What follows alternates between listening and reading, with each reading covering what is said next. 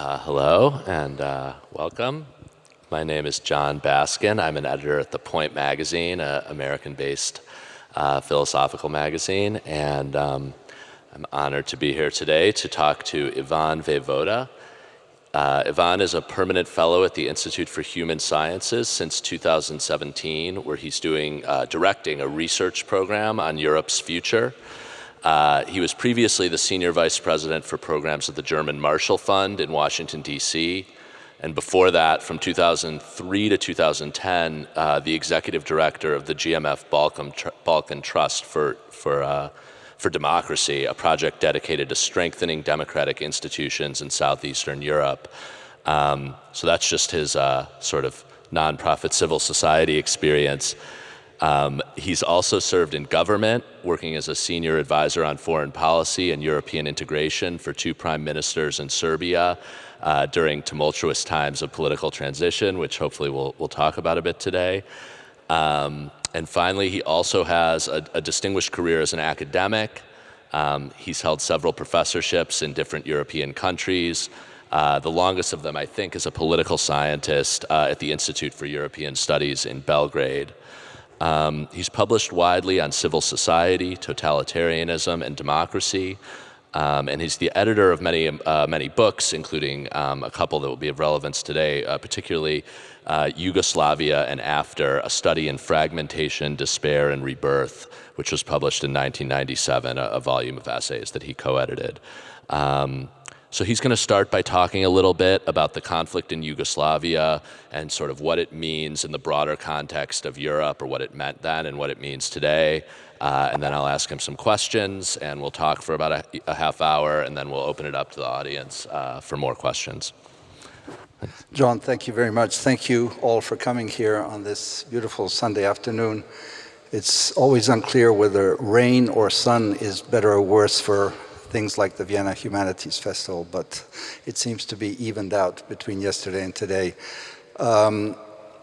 As I was preparing for this conversation with John, and he alluded to this book, Yugoslavia and After, that I edited with my colleague at University of Sussex in the United Kingdom more than 20 years ago.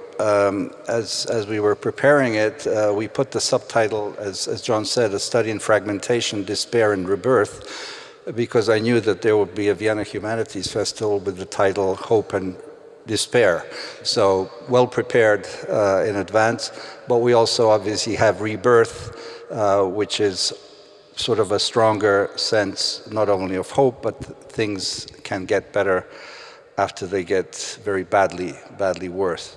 I'm going to say a few words about the broader context, and the first thing I'd like to say is what happened in Yugoslavia is a European story. It's not some kind of freakish accident in a blissful and wonderful history of Europe. It just replicates some of the worst things that happened in Europe, but at a very strange time, at the end of the 20th century, when at least we thought that Europe would not see violent conflict again.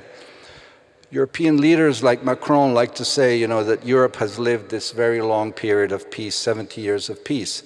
That's partially true. It applies to Western Europe, because just to remind us, and I think it's important, there were two invasions of two European countries by the Soviet Union and the Warsaw Pact. The invasion of Hungary in 1956, a war on the European continent, and of course the invasion of Czechoslovakia in 1968, again by the Soviet Union and the Warsaw Pact armies. What happened in Yugoslavia was something completely unexpected, because we were all taught the same stories as you others in Europe, that war should never happen again, that the Holocaust should not be repeated. At school, we were taught the same stories, we read the same books, we saw the same movies, we were taken to the concentration camps to see what should not be repeated. And I must make a confession as a social and political scientist that I totally didn't see this coming. And so there was something of a flaw in my education and my understanding of the history of Europe and what can happen, or to put it very simply, that the darkest times can return at any moment if the conditions, social, political, culture, and other, create the situation where violence can occur. And so it was a huge and very difficult lesson, not only as a social scientist, but as a citizen of a country that no longer exists. And it is important to say that there were 3 countries that disappeared after the fall of the Iron Curtain and the Berlin Wall. The 3 countries, of course, are the Soviet Union, Czechoslovakia, and Yugoslavia. They were all communist federations, which means that they were federations in form. There was nothing about it where the component parts of the federations had sort of a say at democratic institutions or other. Czechoslovakia, of course, disappeared through a peaceful separation called the Velvet Divorce. The Soviet Union separated more or less without violence. There was, of course, some violence in the Baltic states, and about 13 new countries emerged. Yugoslavia went down in the worst fashion through a violent conflict, and today this country that was 22 million people is a space where there are 7 new countries. And so again, European history, if you look in the long term, is something that was repeated here at the most unexpected time. Some say, and of course 2 of these countries were created in 1918 at the Versailles Conference. Czechoslovakia appeared from the Versailles Treaty, and Yugoslavia, the work of people like American President Woodrow Wilson and Lloyd George and Georges Clemenceau of France. And some people have seriously or flippantly said that what happened in Yugoslavia and Czechoslovakia was the unfinished business of Versailles, that somehow Versailles didn't go far enough, that it did not actually see to it that nations and states coincided. But that's a longer and more historical debate which needs kind of more refined analysis. But the fact is that these countries emerged and then they disappeared somewhat later.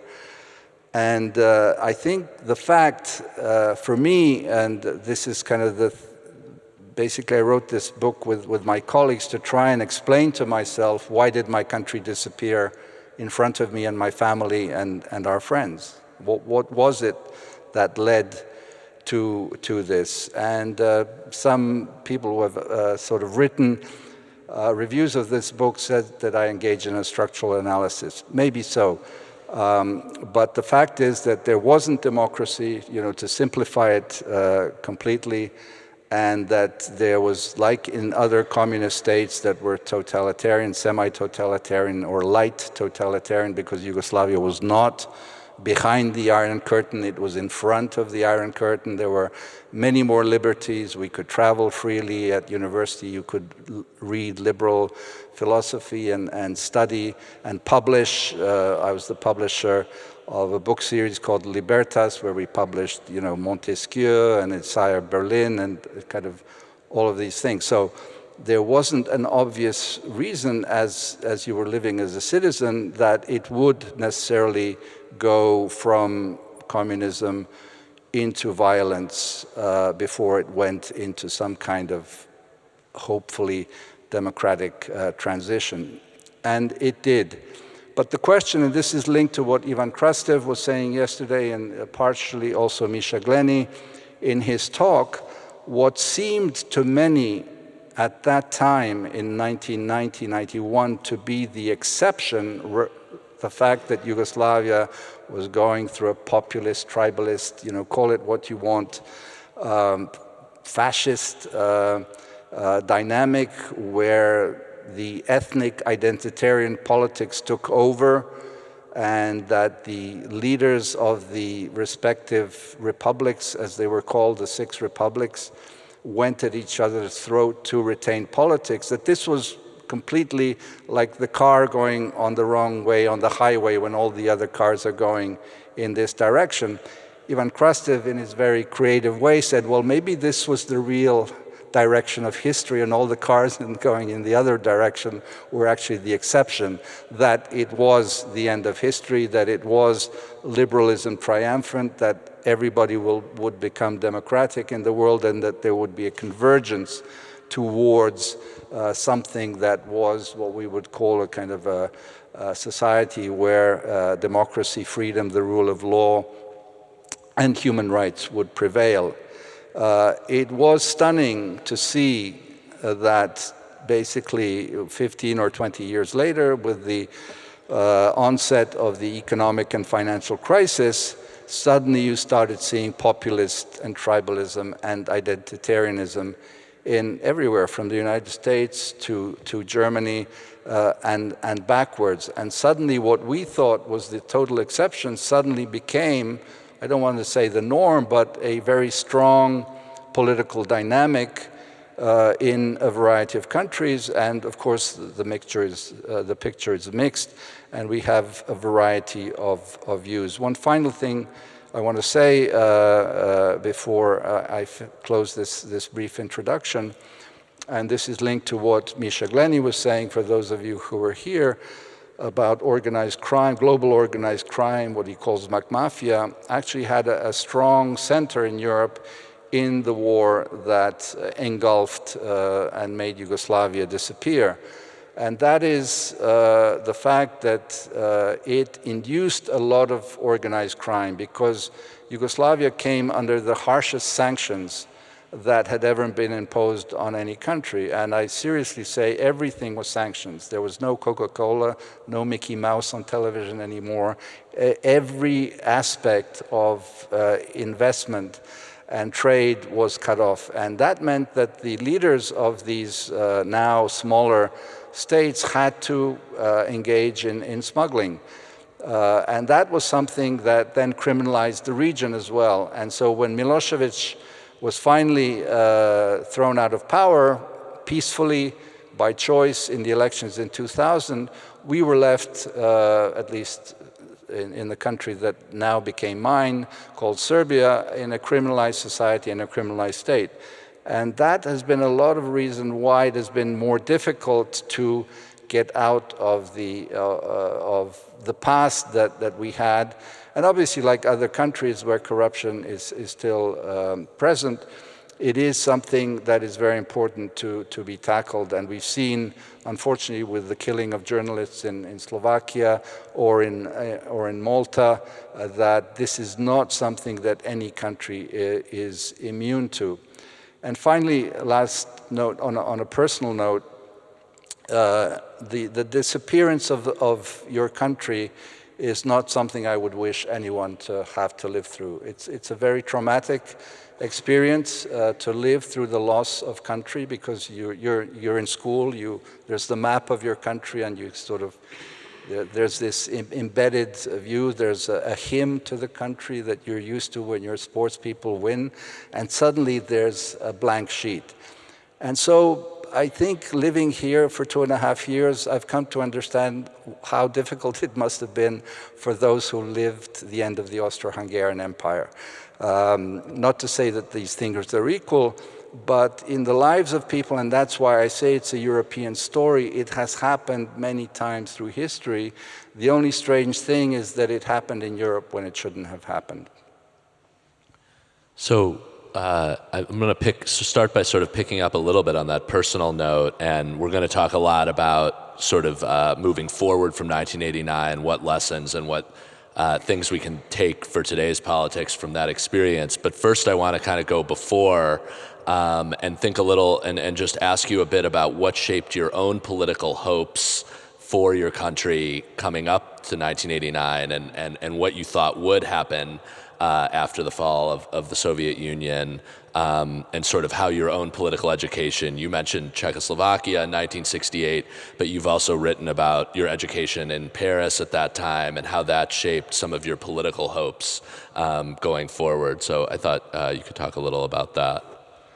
Okay, well, it reveals my age, but 1968 was an extremely important event, and for someone, and you rightly mentioned, not only the events in 68 in Paris, but for example in Belgrade there was strong student movement in 68 against the regime, against what was called the red bourgeoisie. Students were realizing the inequalities that were appearing in socialist society, quote unquote, of Yugoslavia at that time, but it was also a time of demand for free speech. So what was happening in California with Mario Savio and the Students for a Democratic Society, there was a kind of Weltgeist that moved from the shores of the Pacific to kind of Eastern Europe. There were events in Warsaw and other countries like that. So that was really my coming of age politically, but the other one, as you mentioned, was Czechoslovakia. I was in front of the Czechoslovak embassy in Belgrade on that day in August, where there were thousands of stranded Czechoslovak tourists not knowing what to do with the Soviet tanks in the middle of Prague. It was, again, traumatic to see what happens when your country is invaded by a foreign power. And so to simplify, it was just the understanding that freedom was paramount, the dignity of the human being to be free and to speak freely and to associate freely. And then in the 80s, I became part of sort of the intellectual opposition to the communist regime. I wasn't a daredevil or a street fighter, but we wrote petitions for greater freedoms. We wrote petitions for people to be freed from jail, that were put in jail for political reasons. And so when '89 happened, and to replicate what other people were saying yesterday, I mean, this was a huge hope. This was really the hope. And I created something with friends called the Political Forum, Democratic Political Forum, and we wanted to be intellectuals who would not engage in politics but have a political voice. And we knew that any government would need to be criticized because there's no perfect government. And I wrote the programmatic piece of Yugoslavia joining the European Union in December 1989. So I had no doubt, and Yugoslavia was the most qualified, and that was not only the opinion of us Yugoslavs or those who believed in Europe and joining, but that was the case in Brussels. The last Yugoslav government led by Ante Markovic, a Croatian politician, but he was prime minister. He went to Brussels to start negotiating the renewed relations, because important to notice, Yugoslavia had relations with the European community since 1971. So it was well seen on a kind of Western road, and then suddenly after this hope, there was this total despair, and then we had to deal with that. Yeah, so could you talk a little more about that in terms of sort of where, looking back 30 years later, or where do you think the hopes were misplaced, or what were some of the hinge points where the hope started to turn in that period right after 1989? Well, in 1989, I was, as you mentioned, I was working at the European Institute for European Studies, and it was the year of the bicentenary of the French Revolution. And having studied in France and being a sort of political philosopher and theorist, I organized a Yugoslav-wide conference on the meaning of the French Revolution, 200 years later, what it meant. And what I learned, and we did an edited volume, and I wrote the introductory piece, what I understood from that, and it helped me very much to navigate what happened later, that the revolution in France, it took basically France 100 years to get a stable democratic regime, and that was, for those of you who know your history, 1870 with the Third Republic. It went through about 6 regimes. It went through Napoleon, it went through Empire, it went to the Second Republic, to Louis Napoleon, to the, again, Empire, to the Paris Commune, of course, being invaded by Germany before that. And so it told me that these things are, one, more complicated than they seem at the moment of kind of opening and hope and rebirth. And secondly, that they take much longer than you think at the beginning. A Hungarian sociologist's name who escapes me at this moment, and who's passed away, unfortunately, he was the first director of the Hungarian television after the democratic changes, wrote about, first there's annus mirabilis, the miracle year. Then there's annus miserabilis. After that, then there's annus deceptionis, the year of deception. Then the realism hits in with the annus realismi. It's basically describing the fact that things are much more difficult, take much longer. And that was really my friends. We then created something called the Belgrade Forum of Independent Intellectuals that was called by our opponents, the nationalists, the other Serbia, and we started organizing panels and organizing demonstrations against the war. I remember the first one when Dubrovnik was being shelled by the Yugoslav army. There were about 150 of us in front of the presidential palace. These protests then grew enormously when Sarajevo was attacked. So it was not so black and white, as the media portrayed it, Serbia bad, Croatia, Slovenia good. In Serbia, there was always a split, a polarized society like you have today in many countries. Half of us were against Milosevic and this is where political science comes in, because of the particular electoral law, which was like the British or the French, the first past the post. Milosevic was able to gain a two-thirds majority in the parliament with only 43% of the vote. I want to talk a little about nationalism and this sort of ethnic nationalism that was so much a part of what happened in Yugoslavia. And you've made the point that the sort of decentralization of power, or at least the illusion of power within these different ethnic groups before 1989, in some ways ended up leading people to sort of have a lot of their identities invested in ethnicity and you talk about the fact that political identity, you could say you were a Serb or you were a Croat, but people couldn't say they were on the political right or the political left. And I wonder sort of what do you think it is about ethnic identity that was so recalcitrant to sort of after 1989, and why did it create so many problems for the country being able to come together after that in the way that political identities might not?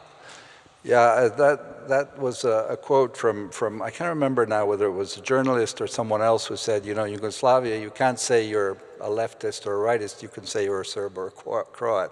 And that was kind of the way of expressing it. It's a simplistic way of saying how we got into this. The other, I think, important thing to say regarding that is really, and this goes back to the editors' meeting that happened 2 days ago about forgetting or not forgetting history, and what's better, and can we, by remembering, not repeat history. In Yugoslavia, like in other places, the partisans were victorious. It was Victor's history written, and we went forward into the bright socialist or communist future. And because of trauma of war in every country, our parents really didn't talk to us about that. It was the bad past, things had been going forward, but then we later realized that there were parents who were talking to their children and said, both the bad and the good. And what I mean by that is that I think you do need to confront the past. You do need to address this issue. Maybe you can find catharsis. The Germans were made to look, starkly into what they had done and to create institutions to do that.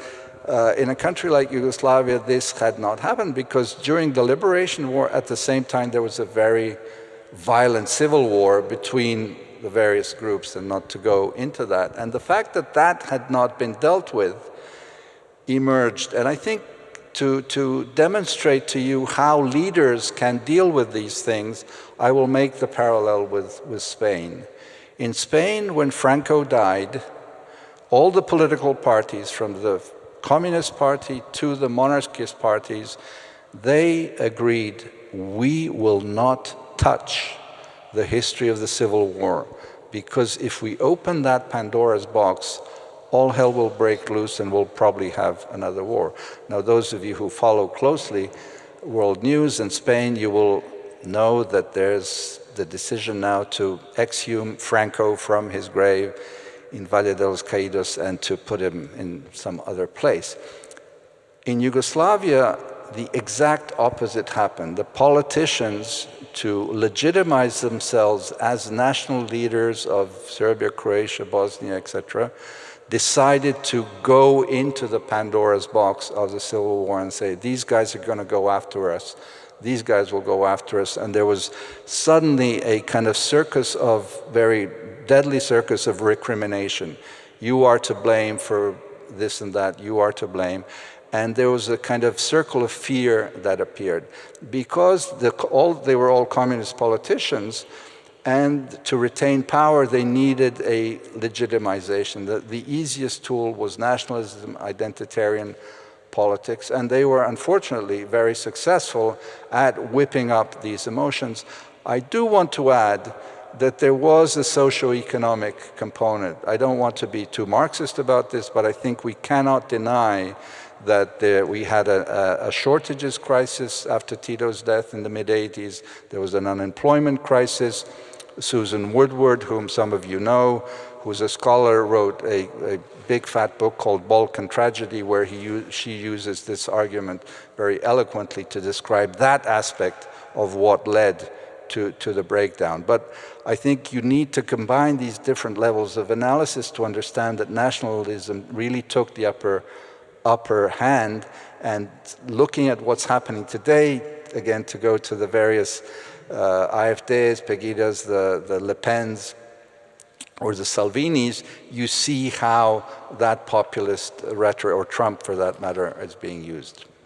Yeah, and one of the things you talk about a lot in that book, sort of a more subtle issue having to do with the sort of political habits of the people, that how they'd been shaped by communism and what that meant for the process afterwards. And you've talked about the need to sort of a sense of a need for a political learning process. And I wonder, given what's happening in some countries, in some countries today that do have longer political habits, but still maybe might find a need for a sort of way to re-educate people in these things. I wonder what your own experience with that was, what you mean by or what institutions or practices you found helpful as things moved forward in Yugoslavia and in Serbia for helping people recover from some of the habits that they had gained under communism. Well, I mean, it's for those who indulge in this business of social science and studying these societies, I mean, totalitarianism in whatever shape or form has an atomized societies. Individuals are disjointed. The party has the upper hand. There's what Ferenc Feher, the late husband of the late Agnes Heller, wrote. There's the kind of positive anthropology. Stalin says the human being, the person, the man is the greatest value of our society. And the negative anthropology is no, you cannot come nowhere near political power and you're kept away. And then in this disjointed situation, nobody has actually the experience of what is real politics or the positive side of politics. Everyone has the experience of manipulated politics, of the politics of evil, as the French philosopher Paul Ricoeur would say. And the fact that people don't have this experience, when suddenly the door is open, the light comes in, people don't know how to actually behave. You have to learn the kind of the Kinderstube of democracy, of associating, of kind of knowing that you have a voice and that you can speak up and that there's a public space which is one which allows you the liberty and the protection to say what you want. To use the classical definition of a liberal society, it's pluralism, it's legality, and it's the public space. Without those three things, we don't have a liberal society. And that is what takes time to learn in any society, and that is what needs protecting when people forget what they have. That's why we say in the United States, at least there are checks and balances, and maybe Trump won't be able to disassemble the architecture of the democratic institutions on which we rely to have the kind of freedoms that we have. And so what happened is we realized that, we had to roll up our sleeves when Milosevic fully took power, and he took power in 1987, remember, but that's another story.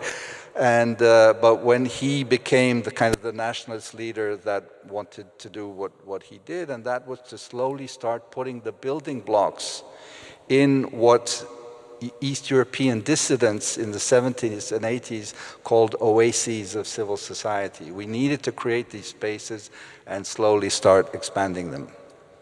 So yeah, we talked a little earlier about this, that you make this criticism of communism that made people sort of self-focused and drastically narrowed the space for public politics, the vita activa. There are some who say, especially on the left, that liberalism in some of these countries, because of the influence of capitalism and the market and consumerism, has likewise sort of distracted people or removed them from feeling like they have a real stake in public life, and that has something to do with some of the reemergence of more populist or illiberal politics.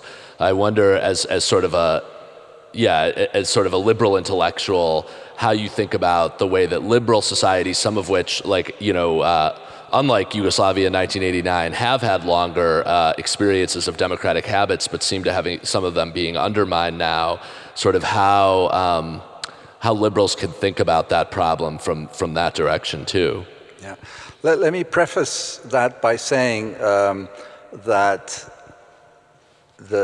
Yugoslavia was a totalitarian society of the softest kind, and that is important because ultimately the backbone was a communist society with the political monopoly of power and politics in the hands of one party, and no one else was allowed to come close, or you landed in jail. I say that because you can give the greatest freedoms, and I mentioned them: travel, education, private enterprise to a certain level. I quote in this book a shop owner of an optical shop in Sarajevo, a woman who said, we had a shop in Sarajevo, we had a shop in Belgrade, we do weekends of skiing in the Swiss Alps and going to Paris, and she said, and the war had already started. She said, but we realized that we had left politics to everybody else.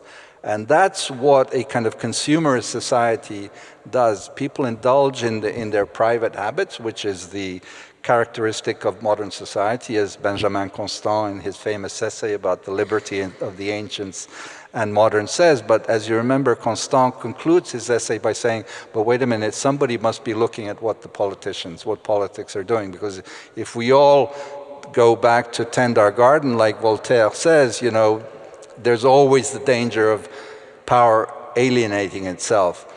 And then to your question on liberalism, it is the question about checks and balances also in the market.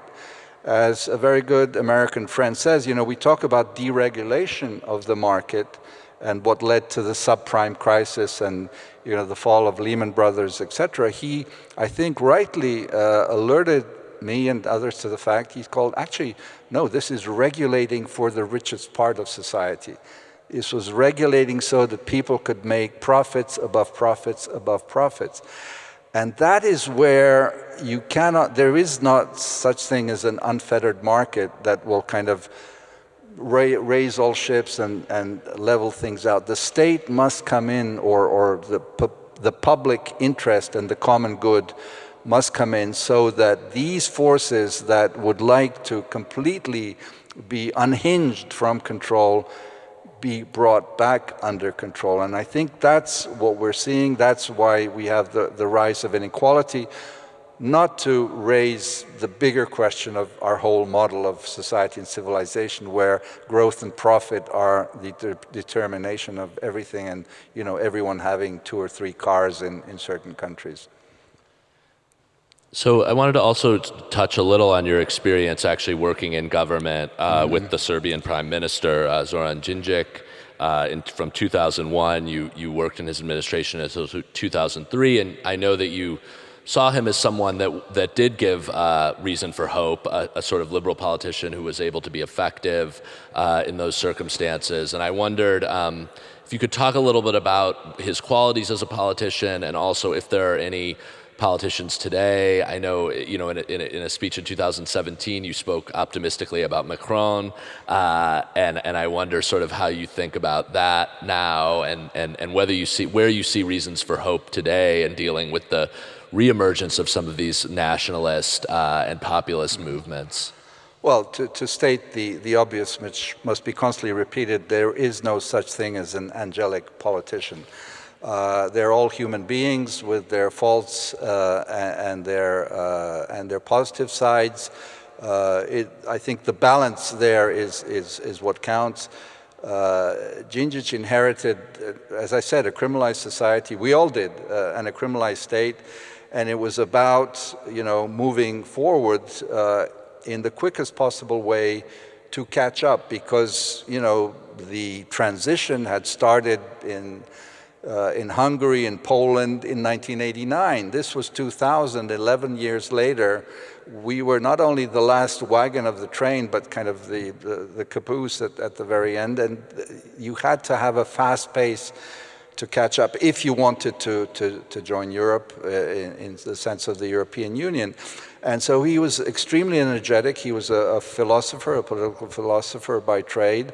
And he simply had this energy of getting up and going about doing these things. But as Klaus Offe, the German sociologist, wrote already in the 90s, he wrote about and spoke about what he called the simultaneity problem. So when you come out of a society like the communist societies, you simultaneously have to change everything: your politics, your economy, your education system, your trade system.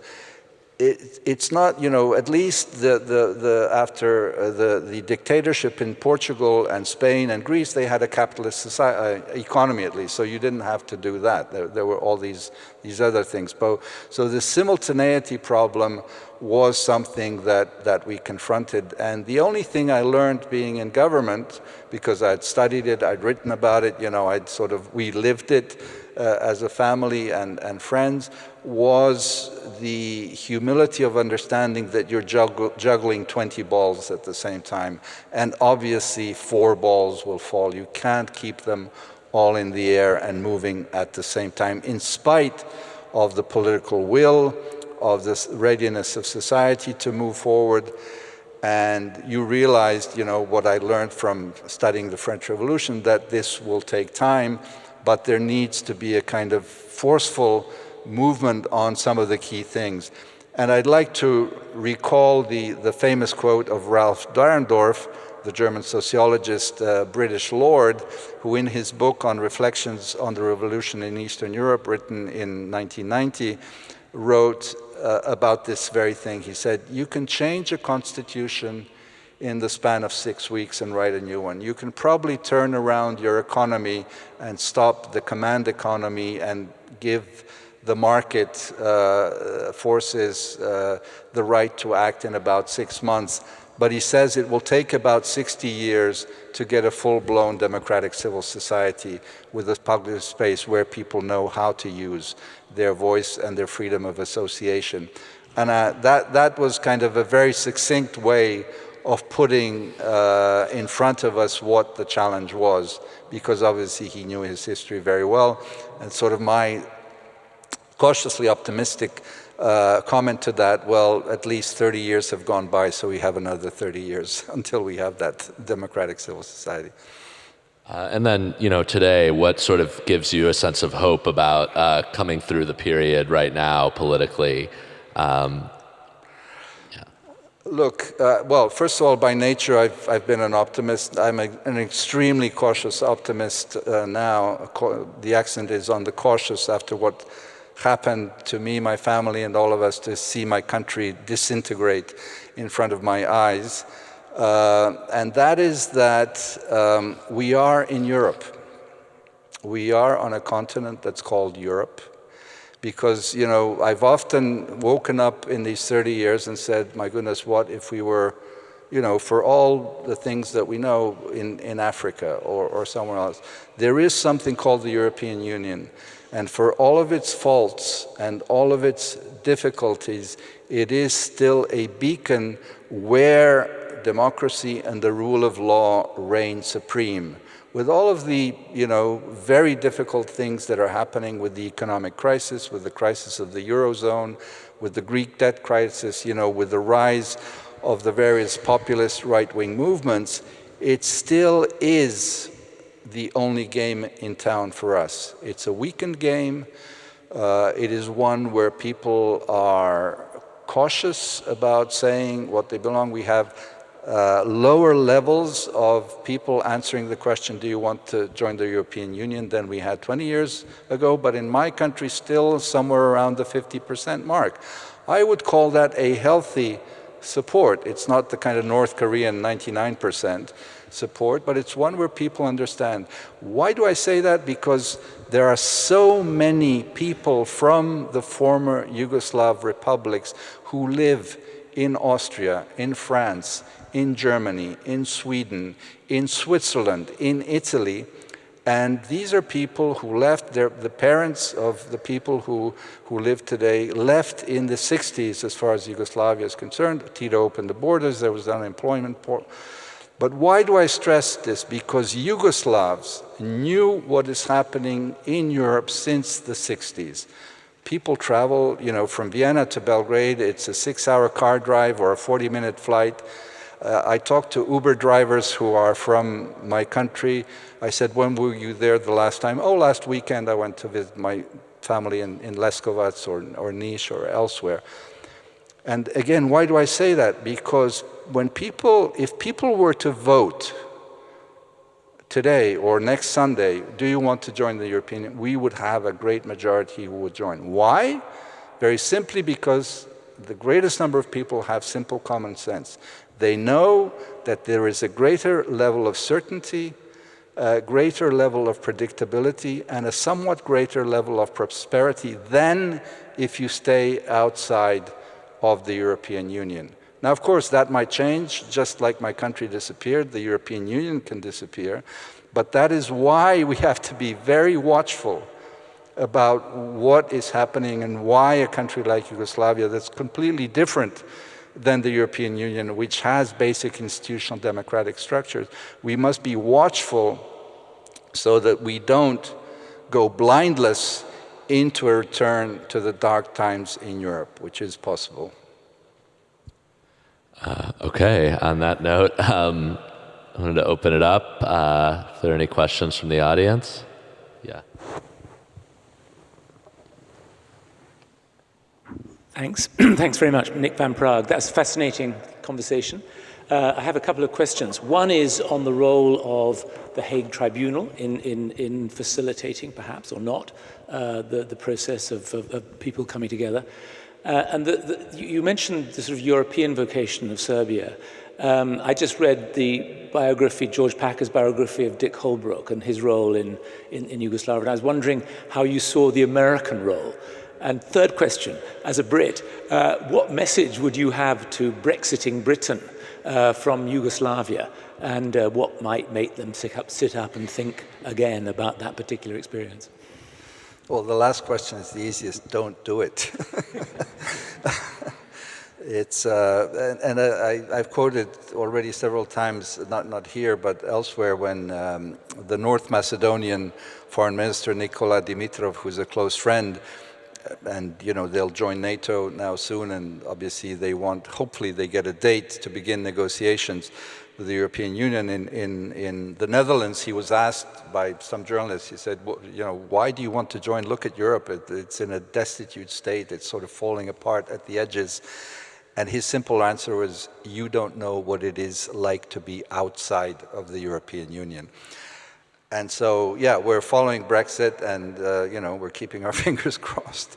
On the Hague Tribunal, excellent question. The way that people like myself like to say it, because Belgrade, Zagreb, and Sarajevo are unhappy with the Hague Tribunal, that means there must be something right about the Hague Tribunal.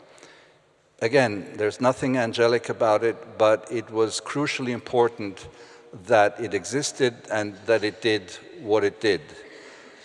I can share with you that just after the fall of Milosevic, I was then working for the Open Society Foundation in Belgrade that then still covered Montenegro and Kosovo. We talked to judges, constitutional court judges that were expelled by Milosevic and that were reinstated by the new democratic regime to run the court. And we, as citizens, said, you know, well, finally we will be able to try Milosevic in front of our courts. And they said, we can't do it. It's too complicated, it's too...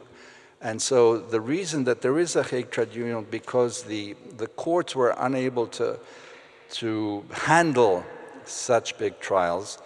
And yes, you know, if we were legal experts on all these things, we'd find many faults, and even as citizens we've found many faults, because there are people who have been freed from the tribunal for whom we know have committed crimes. Whereas others are rightfully, sitting in jail today for everything that they did. So, on balance, I would say it was and still is a very important institution. I forget the second question that you The second one was about America, Dick Holbrooke and the American role. Extremely important role, continues to be extremely important. The US rightfully handed over the dealing with former Yugoslav states and the Balkans to the European Union because we are part of European geography, what I call the last unintegrated part of core geographic Europe, or the inner courtyard of Europe. But as we see even today, the US has appointed a special envoy, Matthew Palmer, a very knowledgeable diplomat who served at the US Embassy in Belgrade, etc. Holbrooke played an extremely important role in kind of conducting Holbrookian hard-nosed diplomacy, who managed to bring all these leaders to Dayton, Ohio, one of the biggest air bases in the world. I remember a headline in the New York Times when they all went to Dayton that said that the payroll, the budget of salaries of the 20,000 employees at Dayton was bigger than the budget of Bosnia and Herzegovina. So just to give you a scale of US kind of politics. And, it was a time when certain things came together where it was possible to bring peace, finally, to Bosnia and Herzegovina. Of course, the Constitution was written by American legal State Department experts, just like they wrote the Constitution of Japan after World War II. This is what happens when you allow yourself to be exposed to foreign influence and not able to solve your problems yourself. As we see, Bosnia and Herzegovina remains the most complicated of the former Yugoslav states, far from any solution. People attribute it to the Dayton Agreement. Yeah, partially it is, but it's also partially to the fact that we still have nationalist leaders in Bosnia who very merrily live with each other and I would say help each other to be re-elected at every election. And until society musters sort of energy in a situation of demographic decline and again, as Ivan Krastev was saying, an illness that we're all suffering for of these younger generations leaving our countries, we won't see a movement forward. But the key thing, again, I return to that, is the existence of the European Union, and that we are in the midst of it that has, I would very simply say, a tempering effect. And secondly, I think it's important also to note that there are a lot of doomsayers that are saying there will be war again. No, there will not be war again on these lands, because we did that very recently and we have harsh memories of it. And whatever politicians say to, up their support, they don't want to go there either. But they're playing with fire with that kind of rhetoric. More questions?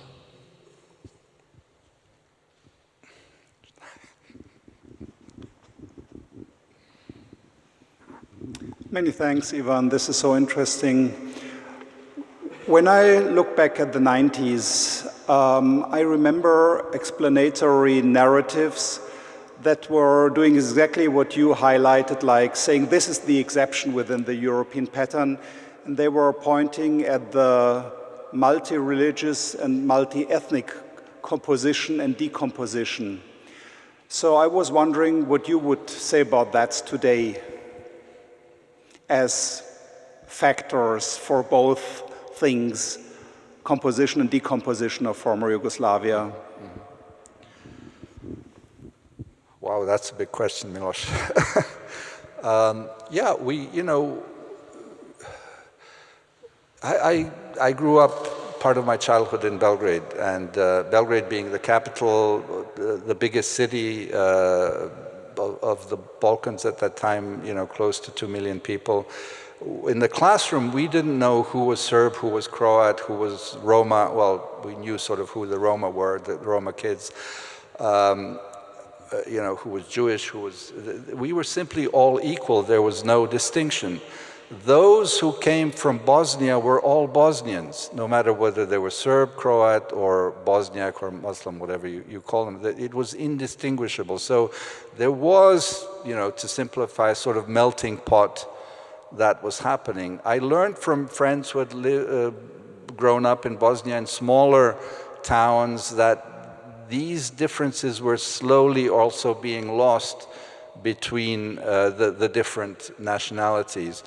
And, to do a counterfactual or a sort of paradoxical statement, the fact sort of communism disappeared maybe 10 years too early for Yugoslavia. Had we gone over that hump where the generational and ethnic and religious divides would have been completely lost, we maybe would not have had to go into a war. But we did, because the memories were still there in the smaller towns, and then the grievances were still there. Largely a secular society, even though it was Christian Orthodox, Catholic, and Muslim populations. I mean, Bosnia, in terms of Islam, largely secular. Of course, there was a return to religion, a sort of recomposition of religion after the fall of communism. People started going back to church, marrying in church, practicing, but not in any intense way, more in the cultural sense, belonging to your ethnic group meant belonging to a certain religion. And of course it had strong aspects during the war.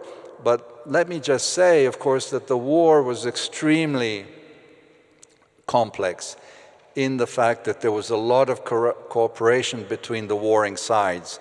Literally, Croatians were leasing out artillery to the Serbs and vice versa when they were, discussing with each other. With my wife, we traveled through Bosnia this summer, and in a museum, the first thing the Bosnian curator said, immediately said, well, this was a war of pillage. And of course, those of us who lived it, we were hearing these stories. There was pillage. People went in to, kick out the families and steal the television, the refrigerator, the car, etc. So it was a very dirty war, apart from being a terrible, violent, traumatic war where a lot of people were killed. And the other little story that's very important, a lot of the stories from the towns where these communities lived very well, and some cities like Tuzla survived, where the community stays. But a lot of the stories said they came from the outside and brought us the war. It wasn't started in the town, it was brought by the extreme elements. And an additional thing I'd like to say, and I shared the article with Jon, is that what was very indicative that this society was not ready for war was that there was huge the resistance to be drafted to go to war. In Belgrade, 90% of the people who were called up to serve in the military refused to go and fight. And that is why in the Serbian case, Milosevic had to let criminals from jail to create paramilitaries that would go and do the dirty war fighting. And even more, I would say, exceptional was in the small towns of Serbia. You had a draft resistance anywhere between 40 and 50% of people. And you can imagine in a small town, everybody knows each other to say, no, I'm not going to fight for Milosevic in this war because it's not my war. Yeah.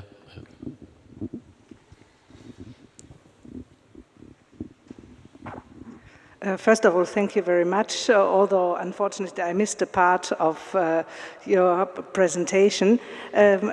And therefore I'm not fully aware, did you raise the Kosovo issue? Because we have to see that the relationship between Serbs and Albanians and the Kosovo conflict stood at the very beginning of of Yugoslavia's falling apart. I lived in Yugoslavia from 85 to 89, and there was already this absolutely anti-Albanian mood also in Belgrade. I was shocked. I met friends whom I knew from my studies in the 70s in Belgrade, and they were very anti-Albanian. That was, of course, steered by propaganda a lot, but you had the meetings which actually started in Kosovo and then were held in other places throughout Serbia and in Bosnia. And at that time, the majority, or at least in Slovenia and in Croatia, were almost like paralyzed and didn't know what was going on. I speak about the 8 years, 88, 89. And I think the Kosovo case is still not finished. So how do you see how this may be solved? Thank you very much for asking that question. It is indeed one of the very important parts of the dynamic of what happened in Yugoslavia. And in fact, for those of you who know and have followed Yugoslavia, in fact, the first big demonstrations of Kosovo Albanians were in 1968, when they wanted, because Kosovo was an autonomous province of Serbia, and Serbia was the only republic that had two autonomous provinces, Vojvodina in the north and Kosovo in the south. And the Kosovar Albanians, the nationalists, had started demanding that Kosovo achieve a status of a republic, of a seventh republic, which was of course denied during communist times. Then there were demonstrations in 1981 that were repressed, and then Milosevic in 1989, 1990 went and revoked the autonomy of Kosovo, because Kosovo, a bit like Scotland and Wales, had its parliament, had decision-making powers on its territory on things like agriculture, education. And the 1974 constitution, which is a key part of the history of the breakdown, is that the two autonomous provinces got a lot of say. And then there was something called the sort of progressive Albanization of Kosovo politics, where the Serbs were somewhat sidelined. So there's a lot of sort of history there. And that, of course, then exacerbated once the autonomy was taken away. The Albanian population of Kosovo decided to have a referendum, which was, of course, unrecognized, to have independence. And then finally, we came to the bombing of Yugoslavia by NATO 20 years ago, which basically led to the end of the Milosevic regime, and then the declaration of independence in 2008 by Kosovo. You're right to say this is unsolved. There's a new effort and drive to go and find a solution. The European Union has said to Serbia, once it began the process of accession, very clearly, we will not take in a new member state like Cyprus that has an unresolved territorial issue. This message, and even when I was with Prime Minister Djindjic, has been drummed down our throats very clearly, and all Serbian leaderships have known that this must be solved one way or the other. The negotiations started in 2011 under President Tadic, the previous government. It was Catherine Ashton, the previous High Representative, that achieved an agreement in April 2013, and a process that led to sort of piecemeal resolving of everything from telephone number to university diplomas to the water sharing to license plates on cars, and it has been very slow. The arrival of President Vučić and Thaci led to the fact that they decided, let's try and speed this up and find a solution. They made quite a lot of headway, mediated by Federica Mogherini, the High Rep, but then there was opposition to the type of deal they wanted to go forward, and this was stalled in a kind of tit for tat because Kosovo imposed 100% tariffs on Serbian and Bosnian and Herzegovinian goods, and Serbia said we're not going back to the table until they are revoked. Serbia, on the other hand, began a process of convincing countries that had recognized Kosovo independence to de-recognize. About 12 countries have done so, mostly small Pacific island states in the middle of nowhere have done that, but clearly everyone understands. And the fact that the US has appointed Matt Palmer as special envoy, there's an announcement that the new commission will appoint a EU special envoy, bodes well. We're not holding our breath.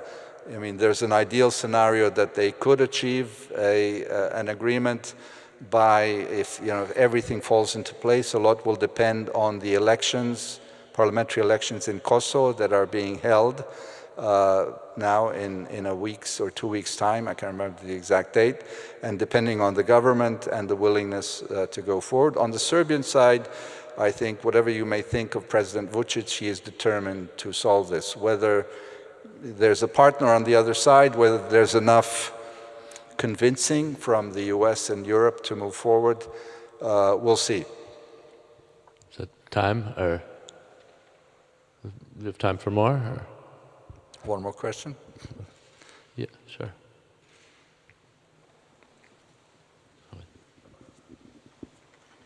I would just like to go back to one thing you spoke about the past. If you, this very moment, were offered a position to advise the governments in former Yugoslavia how to deal with the recent past, what would you tell them to do? You mean under the communist government? No, I mean how to, whether one should hush what happened during the recent wars, how should one deal with World War II? As you well know, it was all hushed, and it all came up, and everyone used it politically. And just to go back to your Spanish example, you're absolutely right, but you do know that it is only one side that now wants the crimes to be exposed, and that is the Republican side. So Spain has demonstrated that 70 years after the end of the war, everyone knows on which side were their grandparents. And your update as to Dayton, last year there was a documentary by Frontline, that is the public broadcaster of the US, about Dayton as an example of a city that fell apart. So I don't know, it was right after the big conference. Thank you, Miriam, for your question. No, I've thought a lot about this simply as a citizen and as a person living a country that had this history. I'm convinced that one must address the past in any shape or form. And my kind of boilerplate answer to people was, look, there's in the case of what happened to us, there's the dealing with the past at the international level, the Hague Tribunal. And then there's the next level, which is the domestic level, where governments have to do much apologizing. President Tadic went to Srebrenica twice. President Đukanović has apologized many times to the Croatians. And as we see in Germany, and Steinmeier went to Warsaw recently and he apologized once again. So 70 years after, or I don't know how many. So there needs to be a constant message from the top of politics that, we realize what happened and we're again sorry for what happened. And then there's the final and equally important level of the kind of reckoning of society itself with what happened.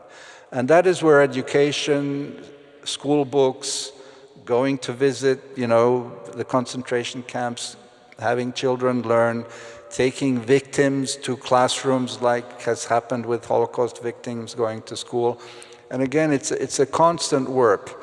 Now, what I have said, when people came and foreign journalists came to Belgrade after the war in the years, and the immediate question is, what are you doing about reckoning the past? I said, look, in a society that has gone through this, that people live impoverished, are looking for jobs, you don't wake up in the morning as a citizen and say, what am I doing about reckoning the past? Your first preoccupation is, how do I find a job and how do I put food on the table? So I like to take the example of Berlin. The Holocaust Memorial in Berlin was only made how many decades after World War II? So these things take time. It doesn't mean that one wants to justify the length, but it's simply there's a way of doing these things. You walk about a city like Vienna and you find these places where the Gestapo was, where, I read the story about Asperger's syndrome, and people have said, well, you shouldn't call it that because that was a Nazi doctor in Vienna who was actually experimenting on children, so let's find another name for this. And there's a memorial to the children that he killed during his experiments during the war in the city. So what I'm saying is it's a very complex way, but I would say education and telling the story in Serbian schools of what Milosevic's regime did and whom he killed. He killed his best man and best friend, Ivan Stambolic. He killed the journalist Churuvia during the bombing because he was afraid that Churuvia would kind of indict him with his witness. So nothing easy about that. How long does it take the US to talk about what they did to the American Indians? So one has to be humble about this, but again, must be determined to address this. And I would just like to say one thing. We grew up in Yugoslavia, and for the sake of, kind of everybody being close to each other, in elementary school, we really didn't learn that Serbia paid the highest price of any nation during World War I. It has the greatest number of victims of any country. The male population was decimated. Serbia lost half of its male population in World War I because, of course, those were still the heroic days when everybody, intellectuals and rich people, went to war. And this is an element that fuels later on. Oh, they didn't tell us, so we were, we were the worst side. So I think teaching history is difficult, but there must be a way in which these things can be told without kind of provoking the other side. Okay. Thank you, Ivan. I know I learned a lot during this and reading your work. I hope everyone else learned almost as much. And that's it. Thank you all for coming. Thank you, John.